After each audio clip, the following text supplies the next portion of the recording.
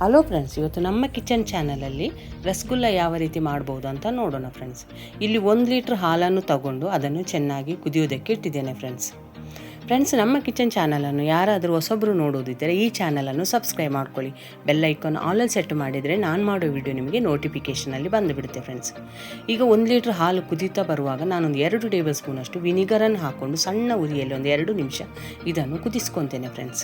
ಯಾಕಂದರೆ ಹಾಲಲ್ಲಿರುವಂಥ ನೀರಿನ ಅಂಶ ಮತ್ತು ಅದರಲ್ಲಿರುವ ಕೋವಾ ಅಂಶ ಬೇರೆ ಆಗಬೇಕಂದ್ರೆ ನಾವು ಲಿಂಬೆಹಣ್ಣು ಅಥವಾ ವಿನಿಗರನ್ನು ಸಪ್ರೇಟ್ ಅದಕ್ಕೆ ಹಾಕ್ಕೋಬೇಕು ಫ್ರೆಂಡ್ಸ್.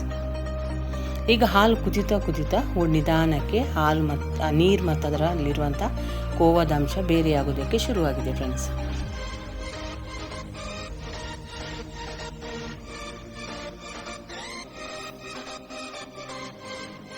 ಈಗ ಹಾಲು ಪೂರ ಒಡೆದೋದ್ಮೇಲೆ ಈಗ ಇದನ್ನು ಒಂದು ಕಾಟನ್ ಬಟ್ಟೆಯಲ್ಲಿ ನಾವು ಈಗ ಇದನ್ನು ಸೋಸ್ಕೊಳ್ಳೋಣ ಫ್ರೆಂಡ್ಸ್.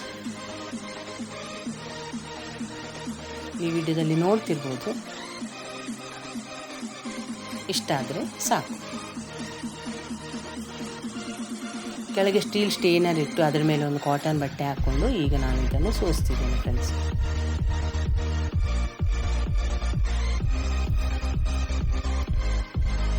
ಈಗ ಅದರಲ್ಲಿರುವ ನೀರಿನ ಅಂಶ ಎಲ್ಲ ಹೋದ್ಮೇಲೆ ಅದನ್ನು ಒಂದು ಬೇರೆ ಪಾತ್ರೆಗೆ ಹಾಕ್ಕೊಳ್ಳೋಣ ಫ್ರೆಂಡ್ಸ್.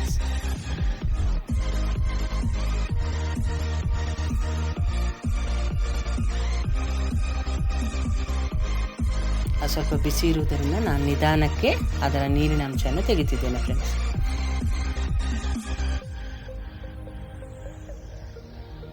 ಈಗ ಇದನ್ನು ಒಂದು ತಣ್ಣಗಾಗೋದಕ್ಕೆ ಬೇರೆಯೇ ಪಾತ್ರೆಯೊಳಗೆ ಹಾಕ್ಕೊತಿದ್ದೇನೆ. ಈಗ ಇದಕ್ಕೆ ಬೇಕಾಗಿರುವಂಥ ಒಂದು ಸಿರಪ್ಪನ್ನು ರೆಡಿ ಮಾಡ್ಕೊಳ್ಳೋಣ ಫ್ರೆಂಡ್ಸ್. 1 ಲೀಟ್ರ್ ಹಾಲಿಗೆ 1-1.5 ಕಪ್ಪಷ್ಟು ಸಕ್ಕರೆಯನ್ನು ಹಾಕ್ಕೊತಿದ್ದೇನೆ. ಅಂದರೆ ಒಂದು 1/4 kg ಸಕ್ಕರೆಯನ್ನು ಇಲ್ಲಿ ಹಾಕ್ಕೊಂಡಿದ್ದೇನೆ ಫ್ರೆಂಡ್ಸ್ ನಾನು. ಅದಕ್ಕೆ 1 ಕಪ್ಪಷ್ಟು ನೀರನ್ನು ಹಾಕ್ಕೊಂಡಿದ್ದೇನೆ. ನೀರನ್ನು ಹಾಕ್ಕೊಂಡ್ಮೇಲೆ ಅದಕ್ಕೆ ಏಲಕ್ಕಿ ಸಿಪ್ಪೆ ಸಮೇತ ಏಲಕ್ಕಿ ಮತ್ತು 1-2 ಲವಂಗನೂ ಹಾಕ್ಕೊಂಡಿದ್ದೇನೆ, ತುಂಬ ರುಚಿಯಾಗಿರುತ್ತೆ ಅಂತ. ಇಲ್ಲಿ ಸಕ್ಕರೆ ಪಾಕ ಬರುವುದೇನು ಬೇಡ ಫ್ರೆಂಡ್ಸ್, ಸಕ್ಕರೆ ನೀರಲ್ಲಿ ಕರಗಿದ್ರೆ ಸಾಕು. ಈಗ ನಾವು ಆವಾಗಲೇ ರೆಡಿ ಮಾಡಿಟ್ಟಿರುವಂಥ ಹಾಲಿನಿಂದ ತೆಗೆದಿರುವಂಥ ಕೋವಾನ ಚೆನ್ನಾಗಿ ನಾದ್ಕೋಬೇಕು ಫ್ರೆಂಡ್ಸ್. ಅದಕ್ಕೆ 1 ಚಮಚ ಮೈದಾ ಹಿಟ್ಟನ್ನು ಕೂಡ ಇಲ್ಲಿ ಹಾಕ್ಕೊತಿದ್ದೇನೆ. ಇದೊಂದು 2-3 ನಿಮಿಷ ಚೆನ್ನಾಗಿ ನಾದ್ಕೋಬೇಕು ಫ್ರೆಂಡ್ಸ್. ಯಾಕಂದರೆ ಅದು ಬೆಣ್ಣೆ ಆದಂಗೆ ಆಗಿಬಿಡ್ಬೇಕು, ಅಲ್ಲಿವರೆಗೆ ನಾದ್ಕೋಬೇಕು ಫ್ರೆಂಡ್ಸ್. ನಾವು ಹೊರಗಿಂದ ರಸಗುಲ್ಲ ತಂದು ತಿನ್ನೋದಕ್ಕಿಂತ ಮನೆಯಲ್ಲೇ ಈಸಿಯಾಗಿ ಮಾಡ್ಕೋಬಹುದು ಫ್ರೆಂಡ್ಸ್.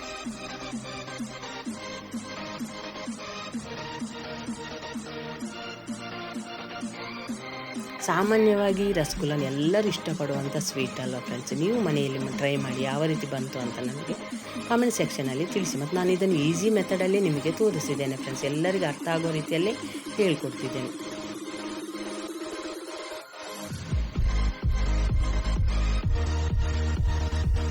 ಈ ರೀತಿ ಅಂಗೈಯಲ್ಲಿ ಹಾಕಿದ್ದನ್ನು ತಿಕ್ಕಬೇಕು ಫ್ರೆಂಡ್ಸ್.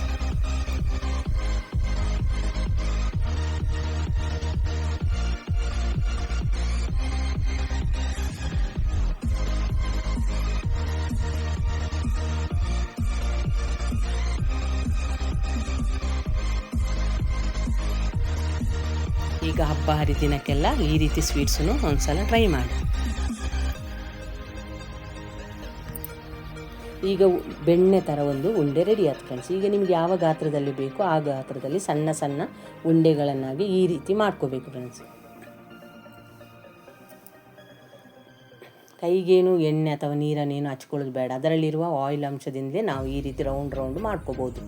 ನೀವು ನೋಡ್ತಿರ್ಬೋದು ಅಂಗೈಯಲ್ಲೇ ಹಾಕಿ ಯಾವ ರೀತಿ ರೌಂಡ್ ಮಾಡ್ಕೊಂಡೆ ಅಂತ. ಇದೇ ರೀತಿ ಎಲ್ಲವನ್ನು ಒಂದು ಮಾಡಿಕೊಂಡು ಪ್ಲೇಟ್ ಮೇಲೆ ಇಡ್ತಿದ್ದೇನೆ ಫ್ರೆಂಡ್ಸ್. ಈಗ ಸಕ್ಕರೆ ಎಲ್ಲ ನೀರಲ್ಲಿ ಕರಗಿ ಸಕ್ಕರೆ ಸಿರಪ್ ರೆಡಿಯಾಗಿದೆ.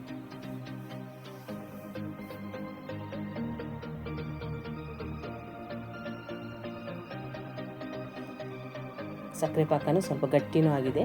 ಈಗ ಇದಕ್ಕೆ ಉಂಡೆಗಳನ್ನು ಹಾಕಿ ಮೀಡಿಯಮ್ ಉರಿಯಲ್ಲಿ ಒಂದು 5 ನಿಮಿಷ ಚೆನ್ನಾಗಿ ಕುದಿಸ್ಕೋಬೇಕು. ಈ ಸಕ್ಕರೆ ಪಾಕದಲ್ಲಿ ಈ ರಸಗುಲ್ಲ ಉಂಡೆಯನ್ನು ಹಾಕಿದ್ಕೊಳ್ಳೆ ಒಂದು ಸ್ವಲ್ಪ ದಪ್ಪ ಆಗಿರುತ್ತೆ ಫ್ರೆಂಡ್ಸ್. ನೀವು ನೋಡ್ತಿರ್ಬೋದು ವಿಡಿಯೋದಲ್ಲಿ. ಈಗ ಮುಂದೆ ಹೋಗ್ತಾ ನಾನು ತೋರಿಸ್ತೇನೆ. ನೋಡ್ತಿರ್ಬೋದು ವಿಡಿಯೋದಲ್ಲಿ ನೀವು ರಸಗುಲ್ಲ ಯಾವ ರೀತಿ ರೆಡಿಯಾಗಿದೆ ಅಂತ. ಈ ವಿಡಿಯೋವನ್ನು ನೀವು ನೋಡಿದ್ದಕ್ಕೆ ನಿಮಗೆ ತುಂಬ ಧನ್ಯವಾದಗಳು ಫ್ರೆಂಡ್ಸ್. ಇದನ್ನು ಆಮೇಲೆ ಫ್ರಿಜ್ಜಿನಲ್ಲಿಟ್ಟು ತಿಂದರೆ ತುಂಬ ರುಚಿಯಾಗಿರುತ್ತೆ ಫ್ರೆಂಡ್ಸ್.